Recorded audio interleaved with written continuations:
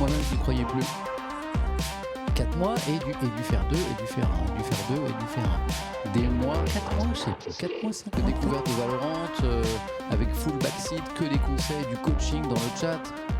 Parfois du faire 1 à 0 points, quoi. C'est-à-dire, après, tu creuses, tu trouves du pétrole, quoi.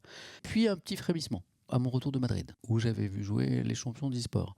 Et là, j'ai vu des choses, j'ai vu des façons de jouer, des stratégies différentes, une gestion du temps, plein de choses, plus les conseils du chat, plus les entraînements sur les bots, sur le deathmatch. Et voici le faire 3. Et puis dans la foulée, je sais pas ce qui nous a pris, on a enchaîné faire 3, bronze. Et certains m'ont dit en début de soirée, ce soir c'est bronze. Et je leur ai dit, non, pas ce soir, les gars, ça va me prendre 6 mois, quoi.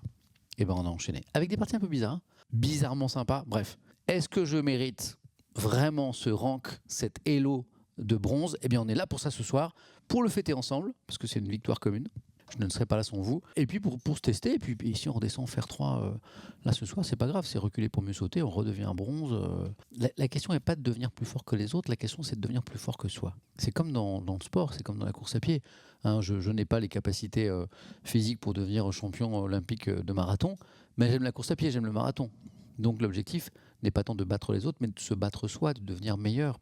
C'est ça qui est sympa. Et je pense que c'est ça aussi qui est addictif dans ce type de jeu.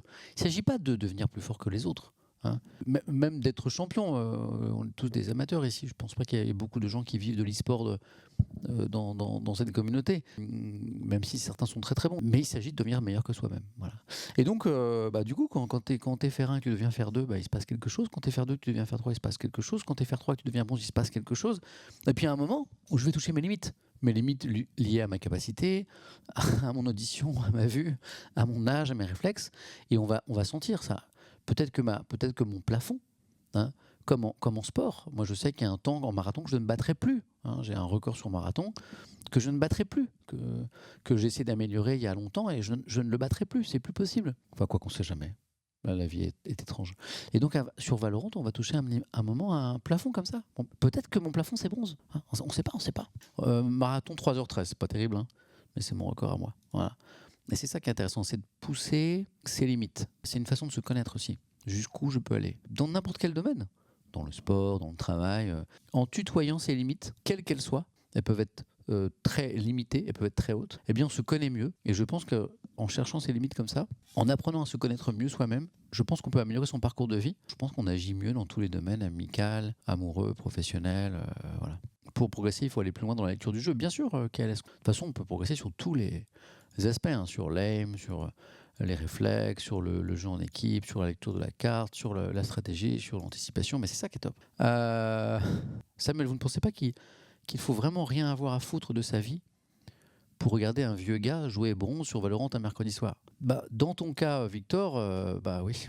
Mais après, comme on est plein d'amour ici, et de tendresse et de compréhension pour le genre humain et ses faiblesses, en fait, tu vois, c'est pas parce qu'effectivement t'as une vie qui est pas facile, Victor, qu'on t'accueille pas, tu vois.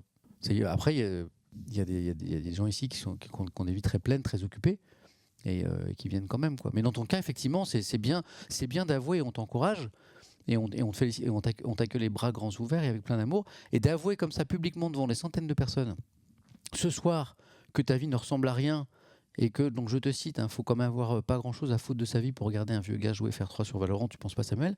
Eh bien, tu vois, cet aveu devant tout ce monde ce soir, ça t'honore, tu vois, et on est avec toi, et Victor Robert, c'est pas parce que tu as une vie de merde, Victor, c'est pas parce que tu as une vie de merde qu'on va te juger, et c'est les aléas, c'est les hasards de la vie, et on est avec toi. Voilà. Et passe une bonne soirée, mon chouchou. Hein, voilà. Et donne-nous de l'amour aussi, parce que plus qu'on t'en donne. Victor, on t'aime. Ah putain, Victor. Putain, allez. Moi, j'ai l'historique de Victor sous les yeux. De messages, on se régale. Je peux dire, vous ratez quelque chose. Hein. Les gars, dimanche 20h. Dimanche 20h, ça va rester dans l'histoire de Twitch, ça. Mister V, la pizza de la maman. Ça me plaît. On va jouer à NBA 2K 2024. Regardez, j'ai fait un tweet cet après-midi. Il y a Victor Robert qui continue. T'as joué au basket avec ton 1m67, ça va? Mais Victor Robert, moi je te prends sous le panier quand je veux, moi. Victor, en 1v1, tu prends 30 points, t'as rien compris. Je l'adore, Victor Robert. Je l'adore. Je vais lui donner le statut de VIP, Victor, là. Il est en feu. Toi, tu vas devenir VIP de cette chaîne, hein, Victor. Hein. Victor, si tu continues comme ça, tu vas avoir le statut VIP, toi, sur cette chaîne. Hein. Attention, hein.